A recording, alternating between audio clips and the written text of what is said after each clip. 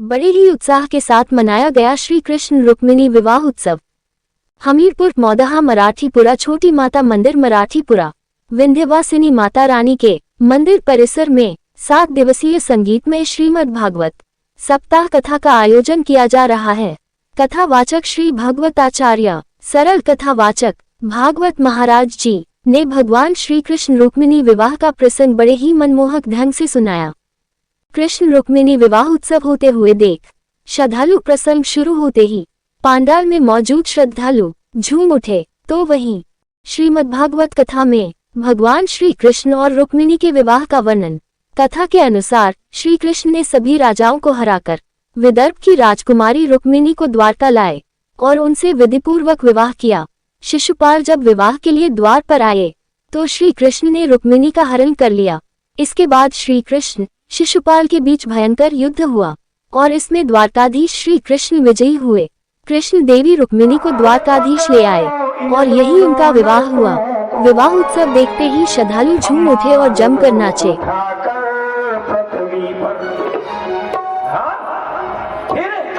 चीर दो नंद के लालो, चीर दो नंद के लालो, और बलिदान चढ़ा दो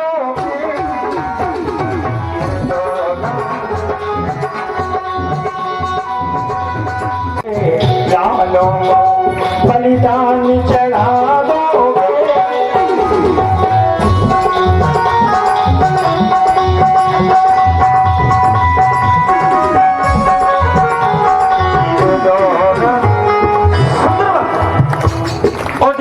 कंस ने ऐसी बात के बाहर गोविंद को बुरा नहीं लगा।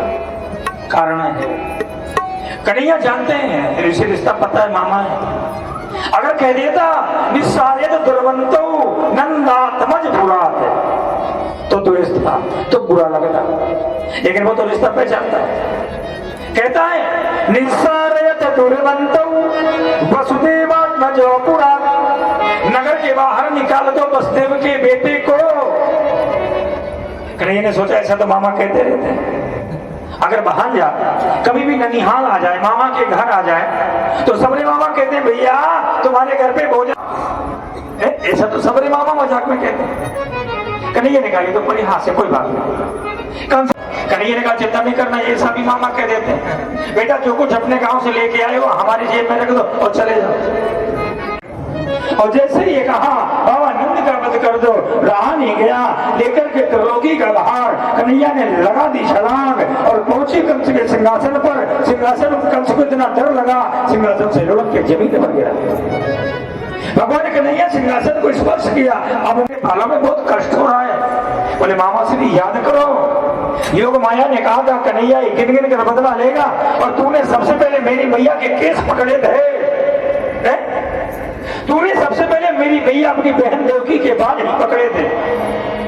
पता है बोले सिर ताज गिरा सिर पेश गिरा और सिर केस पड़े प्रभु के कर में। फिर भोपाल गिरा महिपाल गिरा और एक ही बार की भोपाल गिरा।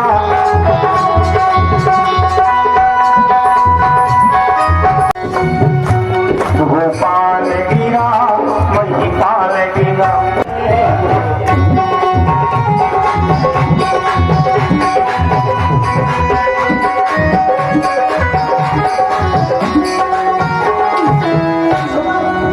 और जैसे कंस के प्राणों का अंत हुआ महाराज, कंस की 20 पत्नियां रुदन करने लगी। आकाश से देवताओं ने पुष्पों की वर्षा करी।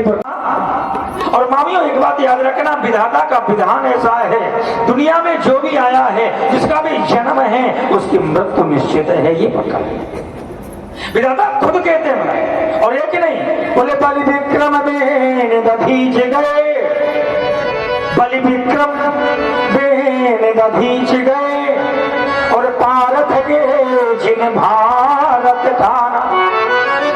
फिर बोले बाली गए बलराम गए, बाली गए बलराम गए और जिनकी कखरी 10 शीश समाना। बाली जैसे बलवान जिनकी कांख में रावण 6 महीना रहा। बाली गए बलराम गए, बोले जिनकी बस कांख 10 शीश समाना। और इतना नहीं, बोले जंग जुड़े दुर्योधन गे, जंग माने युद्ध, जंग जुड़े दुर्योधन गे, जिन 64 कोसल छत्र विदाना। फिर बोले धरा का प्रमाण, ये तुलसी बाबा ने लिखा, धरा का प्रमाण यह है तुलसी। कौन सा? बोले जो फरा सो झरा, जो बरा सो बुतान। अगर जन्म है तो मृत्यु निश्चित है, गोस्वामी जी ने भी लिखा है। बोले जो जन्म सो अनिश्चय नाना, जो ना से सो, जो ना से सो तू नहीं प्रकाशा।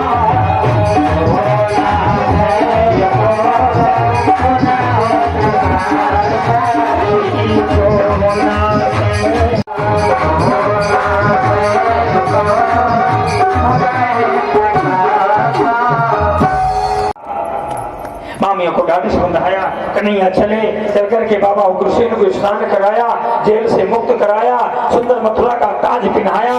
बाबा ने मना कर दिया, बेटा मेरा नहीं है, ये तूने मथुरा के राजा को तो तूने जीता, अधिकार कन्हैया तेरा है। कन्हैया ने मना कर दिया, बोले बाबा हम चंद्रवंशी को श्राप है, वसुंधरा के राजा नहीं बन पाएंगे, तो बाबा तुम बनो। रामाश्री को पहनाया। महाराज माता पिता मैया देवकी वसुदेव के पास पहुंचे। भगवान कन्हैया को देखकर मैया, जो देवकी के आंख 6 बच्चों का झूठा दूध था वो भगवान कन्हैया ने पिया था। क्यों? क्योंकि कन्हैया को देखकर मैया देवकी के हृदय का वात्सल्य उमड़ पड़ा था। स्नान कराया, नए कपड़े पहनाए, महाराज लेकर के आए। महाराज बाबा नंद से कहा, बाबा एक काम करो ना। क्या? बोले मैया यशोदा वृंदावन में अकेले, तुम चले जाओ बाबा, मैं 2-4 दिन अपने मैया के पास रह लूं, फिर आ जाऊंगा। बाबा चले थे महाराज, और बाबा चलने के बाद भगवान कन्हैया महाराज इधर, भगवान कन्हैया के कोई संस्कार नहीं हुए थे। हाँ, जब यहाँ से गए तो जन्म लिया था, जन्म लेने के साथ ही चल दिए थे। तो बाबा ने झूठी है जग की माया, अगर हमारा कोई है, कौन है? गोविंद नाम केवल, भगवान का नाम केवल, आधार कन्हैया, भगवान का नाम केवल, आधार कन्हैया,